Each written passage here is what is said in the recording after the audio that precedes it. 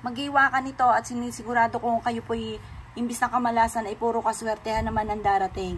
Kung ikaw po'y masama ang panlasa ay naku, huwag ka magpapawala nitong ating pong sibuyas. Ang sibuyas ay nakakatulong upang sa ganon kayo po mga bossing ko'y mahigop ko ano man ang mga negative energy na nasa loob ng inyong tahanan na siya nagdudulot din ng sama ng panlasa or sama ng pakiramdam mga bossing. Ngayon pa mga bossing ko, lalo na ngayon ay sa mga panahon ngayon ay uso po yan, kaya mag-slice ka ng ganito at ilagay sa kwarto po ninyo. Bagamat ito'y mabaho, masangsang, amoy putok mga bossing ko, pero mas gugustuhin na po yan kaysa ikaw magkaroon ng karamdaman.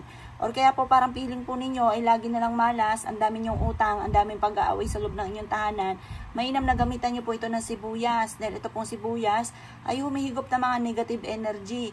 Kung ikaw po'y lagi minamalas, lalo na sa pera, ay siya huwag ka magpapawala ng sibuyas. Ang sibuyas ay makakatulong upang sa ganon tuloy-tuloy na pasok ng swerte. Araw-araw ka na magkaroon ng malaking pera, araw-araw na magkaroon ng malaking benta. Makakatulong po ito upang sa ganon, imbis na kamalasan ay puro kaswertehan ang darating sa buhay po ninyo. Subukan nyo po na mag-slice nito, ilagay nyo lang ito sa salas. At ito po yung makakatulong upang sa ganon, puro swerte ang dumating po sa buhay po ninyo. Maraming pera ang darating. Subukan nyo pa mga bossing ko, kung hindi nyo pa ito nagagawa, gawin nyo ito ng mga Tuesday or Friday.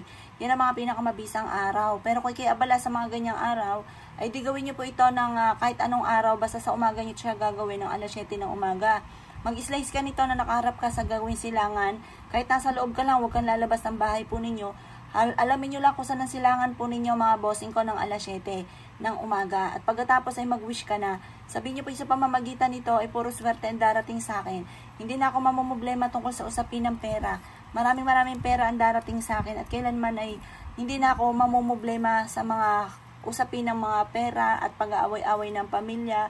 Mga tukso na hindi maiwasan, pasaway na anak, at samot-samot na mga problema pinagdadaanan. Gayon lang ang inyo pong gagawin mga bossing. Pagtapos ka na mag-wish mga bossing, kayo ibilad ito sa sinag ng araw na hanggang alas 8. Makalipas ang alas 8 ng umaga, ito po ay ilagay po ninyo sa ilalim ng inyong higaan. Or kaya ay sasalas ninyo sa tabi ng pintuan, para sa may pintuan pa lang ay higop na agad ang malas. Subukan nyo po ito mga bossing ko, at ito ay isa rin sa mga paborito ko na pampaswerte. Kung lagi kayo minamalas mga bossing ko, ay huwag ka nang magpatumpik-tumpik pa. Makakatulong po ito upang sa ganun, imbis na kamalasan ay puro kaswertehan naman ang dumating po sa buhay po ninyo. Basta lagi kang positive at lagi mo sasabihin yung mga magagandang salitain. Yung mga daing-daing ay kalikalimutan nyo na po at hindi yan makakatulong sa buhay ninyo para kayo umasenso. Ang pagsasabi ng mga magagandang salitain, yan po ay kung ano nga daw salitain nagaganap. O edi ayaw naman ninyo kayo laging walang pera, edi wag nyo sabihin wala kayong pera. Laging mapera ang inyo po sasabihin at yan po yung makakatulong upang sa ganon magkatotoo po yan at lagi kang magkaroon ng maraming pera. Basta lagi kang positive kasi ang taong negatibo, yan po yung negative nga din po ang mga nangyayari. Ngayon pa mga bossing ko kinaniwala at nais po itong gawin. Huwag ka na magpatumpik-tumpik pa at makakatulong po ito mga bossing ko para kayo po ay higit na maswerte. Makakatulong po ito para kayo po mga bossing ko yung lumevel up ang swerte at mawala na mga kamalasan na yan. Kung kayo naniniwala, asya, good luck po sa inyo po lahat.